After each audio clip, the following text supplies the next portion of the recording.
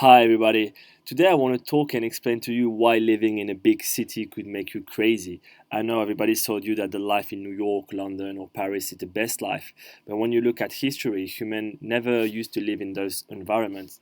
When you look at past history, people used to live in tribes and have like belonging to a group or small groups. They have like a family, they belong to a community, and it's just like in the new era then people start to live countryside and start to go to like big cities like London or New York. And the thing with tribes like this is like you had like a sense of belonging and you used to know everybody. So you know like nobody was foreign or to you or a stranger to you, and like you were under the protection of your tribe. What's more, when you live like in a small tribe, your brain is like at ease because you know the reputation of everybody, you know who is bad, who is good. And when you look at human history, like we always used to belong to a kind of a tribe. Like even the tattoos, people think that tattoos is like for fashion, but tattoos at first was like a kind of identity to identify to which tribe some people belonged. And like the tattoos that you find in New Zealand, which we call tribal tattoos, are like tattoos that at first were not like for fashion or for beauty. It was like a tattoo that tells you to which tribe you belong.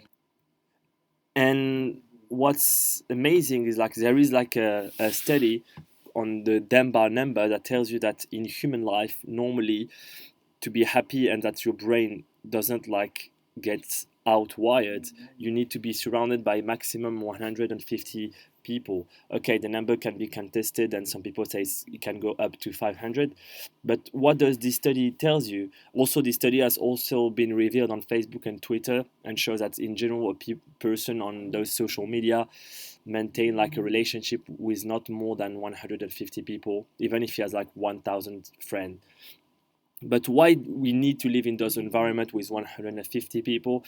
It's because when you live in this kind of environment, you know everybody, you know who is bad, who is good, who is a kind guy, who is a liar, who is the brother of who is the son of who is the wife of who.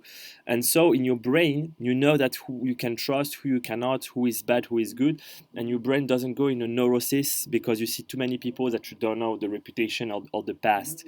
And also a main thing that is like important when you live with this small amount of people is like you have, like I said, the best value, which is reputation and trust. Why when you live like in big cities, all this is like removed because you don't know the people where they come from, you don't know their past, you don't know them, and every day you see different faces. So it's very difficult for your brain. That's why some people go like with anxiety when they go like in big cities.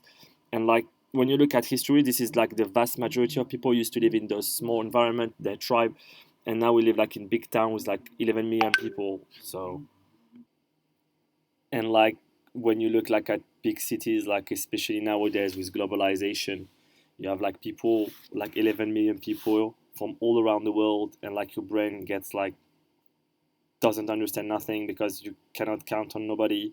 You don't know who to trust. You don't know their past. You don't know their reputation. And like this cartoon that I found on the internet really like tells us like the modern life in big cities. Like so many people with like no identity, bombed with ads and information who try just to survive in those environments. And basically, when you try to understand the modern life, like people in those cities have like only one goal: get richer, because they want to live this world that they chose themselves by living the countryside. In addition to this, like all the time is wasted in like transport, long distances, buses. And what's funny is like when you look at modern life, like people in big cities work all year long to travel to traditional countries like Morocco, Thailand, and just spend 3 weeks in those towns. So as big cities people, like people who live in London, like Londoners or New Yorkers, we see like the third world as like underdeveloped, but we work all year long just to try to spend those 3 weeks in those countries. What's more, like in those big towns, except the fact that like you have so many people and like what like I said before, you should be surrounded by 150 people. You have like all the noises, the crimes, the pollution, the cars, the everybody's angry. And you what's funny is like when you look at those people, they start doing things they never thought about when they were kids, which is kind of normal because of the environment, the violent environment they are in.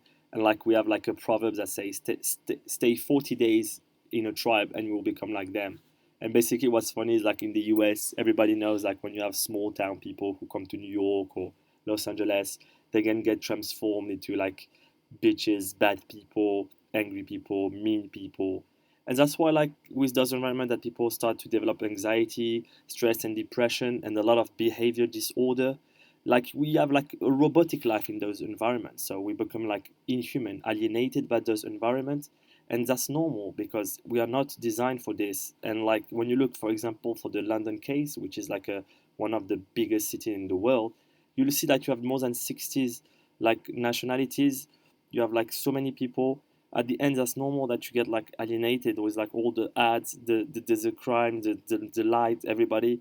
And like I'm not the only one to say this. Like there is like a famous movies in the 70s or 80s called Taxi Driver by Scorsese that tells that someone who become a taxi driver in New York becomes crazy. So guys, I don't want to spoil the story, but it's literally the story of a guy who come from like a kind environment, small environment, and goes to New York and then become crazy because of all the violence he sees, all the crazy people and all those stuff.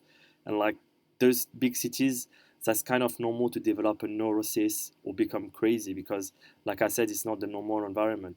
Like London, when you look at this town at night, like look at all the lights, your brain cannot even disconnect, all the nationalities. And I don't criticize those environments. I love London, the energy you have. But you need just to keep in mind that those environments are not natural, are not the environment we were designed for.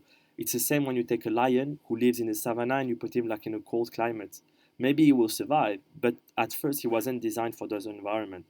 And like when you look at those cities, you have many homeless people. Why? Because there is no sense of tribe anymore or no sense of belonging to a kind of community. That's why people get crazy. And you can see if you look at even yourself, maybe you start to do stuff you never thought when you were a kid, like not saying hello to someone or not answering or not saying pardon or sorry, which is kind of normal. I don't criticize those people. It's just the environment that transforms us. But like I said, I don't say that you should not go to big towns.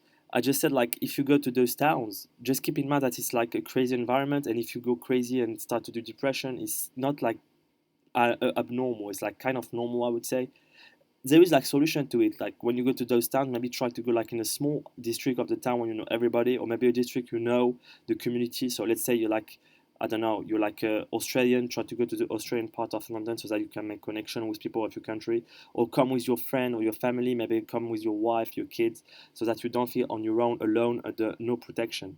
But like to summarize all this, like I said, it's just like we were not designed for those environment. Like even the psychological studies show that we should be surrounded by 150 people, and like those environment that are oppressive and overwhelming with like millions of people, especially nowadays with all from all around the world, which I don't criticize, but like there is a difficult way of feeling like a sense of belonging when you meet people from all around the world.